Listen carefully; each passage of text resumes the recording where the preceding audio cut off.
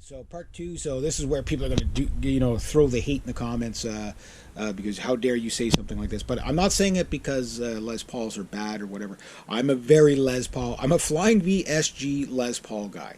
I'll always be more of a Les Paul guy than I'll ever be a Strat guy.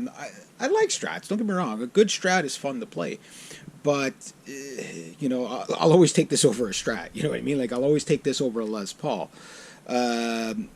SG, I don't know, because the 61 reissue is my favorite guitar, but I think this is my favorite. Like this guitar, I laugh when I play it. Like it's guitar is supposed to be fun, and this turns me into a 15-year-old again. Now, normally my mentality is more like a 5-year-old, so this matures me in a sense to a 15-year-old, but with the rebelliousness of the 15-year-old, because this guitar is just so lively.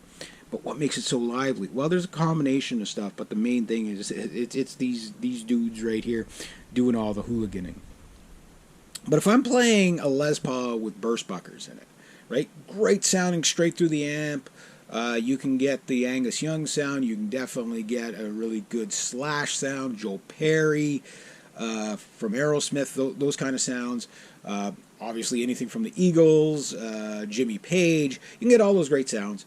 Whatever. And if you're thinking metal, you can get the Randy Rhoads sound to a degree. Yeah, because Randy's main guitars were he really didn't have a lot of guitars for the guy, considering the bands he was playing in, like Quiet Riot and then into Ozzy. He really didn't have that many guitars, and his RR1,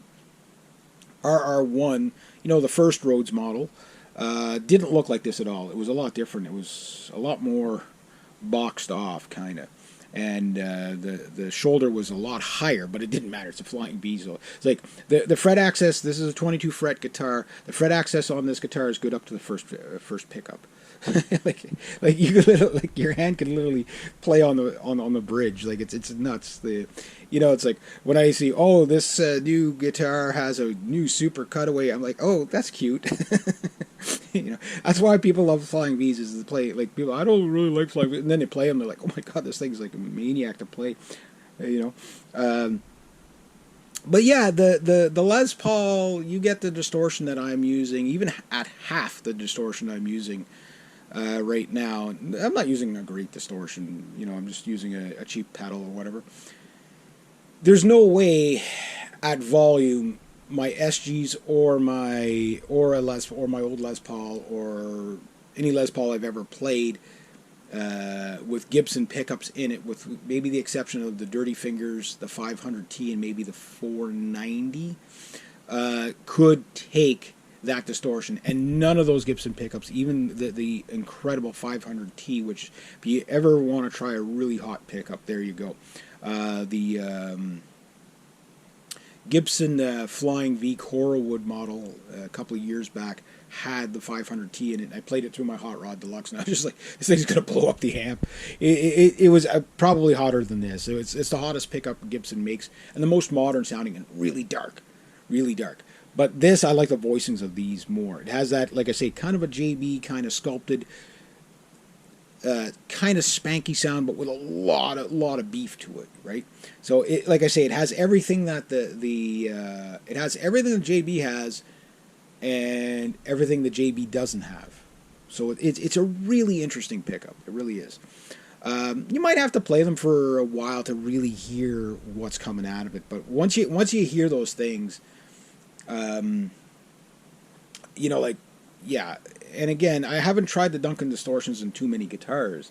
It's really, I think Jackson and only a handful. There's not a single Ibanez with an SH6 in it that I know of. JB's are all over the Charvels, but the Charvels, I don't think I have one or two guitars with the Duncan distortions in it. So when you get that thing, what I'm saying is that if you have like a Les Paul and you were to throw Duncan distortions in it, it'd probably, I have no idea what kind of insanity that would unleash. But if you wanted a modern sound, there you go. And if you did that, you would be able to take distortion to levels that, like, you still have the clarity. The crazy thing is, I call this a hooligan guitar, but the thing is it's actually not that much of a hooligan when you think about it. Now, mind you, I haven't had it on stage, so I don't know what it's going to do. But if I'm playing my SG61 reissue with the ever so beautiful Classic 57 pickups, my favorite Gibson pickup is the Classic 57. My second is the 500T. Two different animals, but one's just ridiculous. The other one is just heavenly, right? So the Classic 57 is about what you would call a medium output pickup. They call it high output pickup. And I guess in the day it would have been like the super ultra hot pickup of the time, but it's only 8,000K or whatever. So you're right in the Seymour Duncan JB range, because that's what the JB was kind of designed to compete with.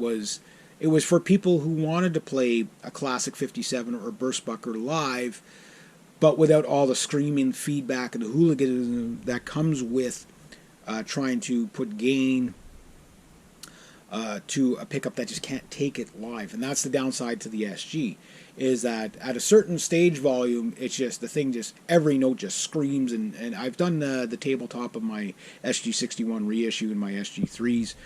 And, you know, I've discussed why some people love the SG guitar and some people don't love, or why some love the 61 reissue and some don't.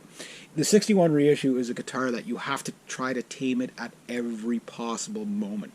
This thing sounds like it's completely out of control and ripping the paint off the walls and hooliganism, but it does it with actual clarity. It does it with, you know, ridiculous amount of control.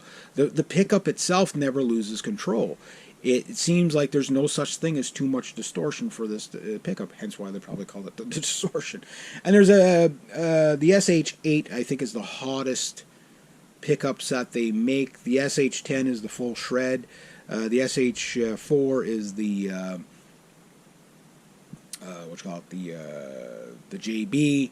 The SH1, what's the SH1 is the 59s, which I've had, and you can get a bridge. And the 59s is, again, it's for somebody who wants a Les Paul pickup that doesn't just scream in feedback, because, you know, it doesn't, it's not just go microphonic on you all the time. So those pickups will give you that. They'll give you a nice, warm, juicy sound. Again, that Angus Young kind of sound, whatever. But you want like super shredder, take you to the edge of outer space kind of sound. The JB will get you there.